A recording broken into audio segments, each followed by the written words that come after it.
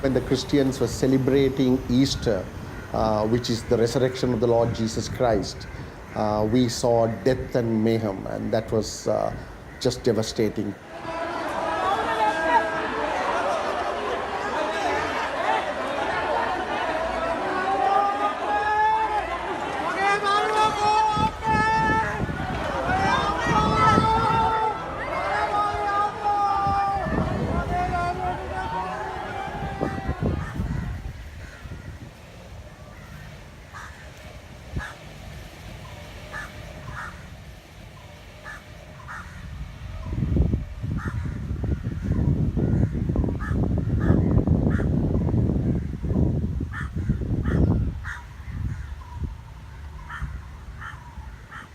So it was something like what we experienced maybe during the war and during the tsunami, and all kinds of mixed emotions.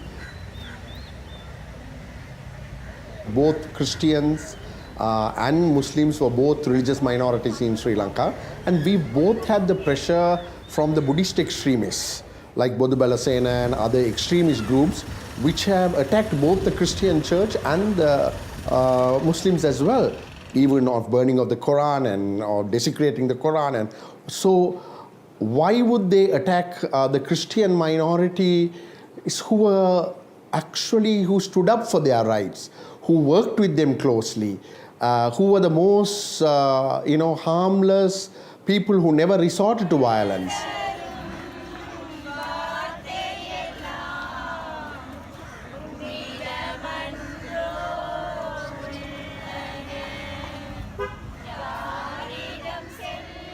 In terms of NCESL and how we are dealing with the present situation is that we are looking at immediate needs and long-term needs.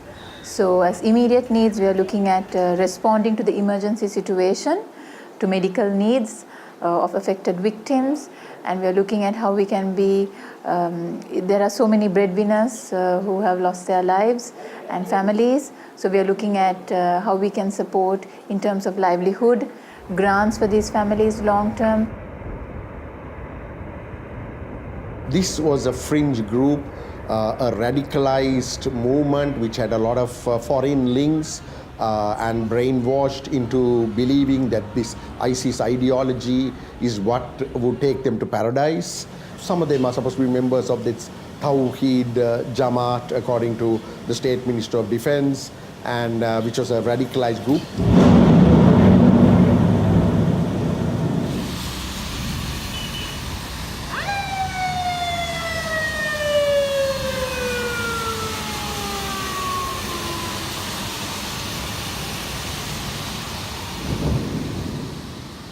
Now, you've seen that there has been a few arrests immediately after this attack.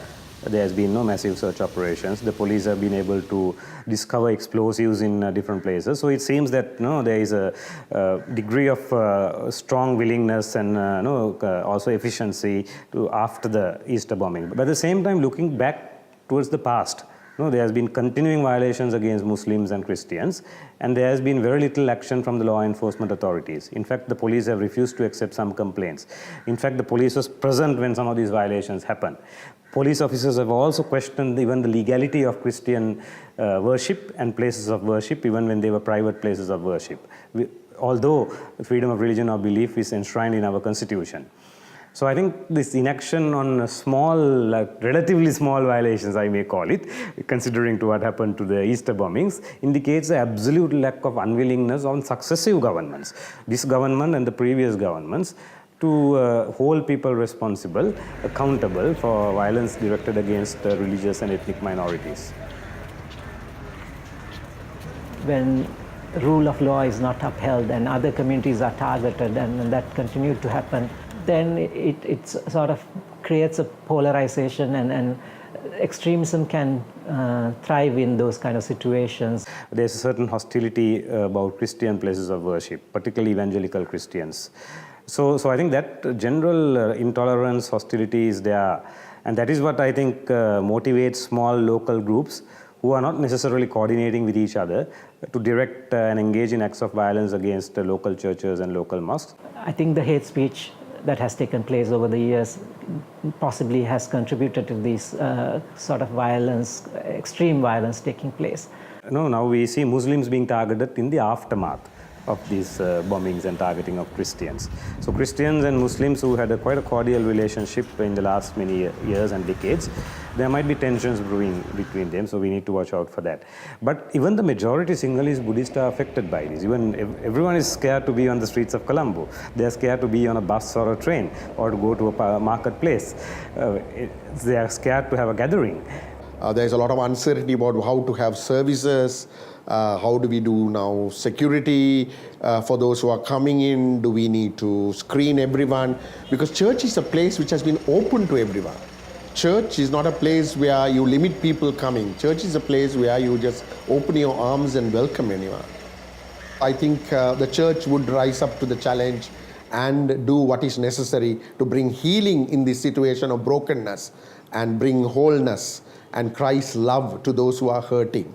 And even to those who perpetrate injustice against us, we would love and bless them and pray that they would come into the knowledge of God, even as they are misguided right now.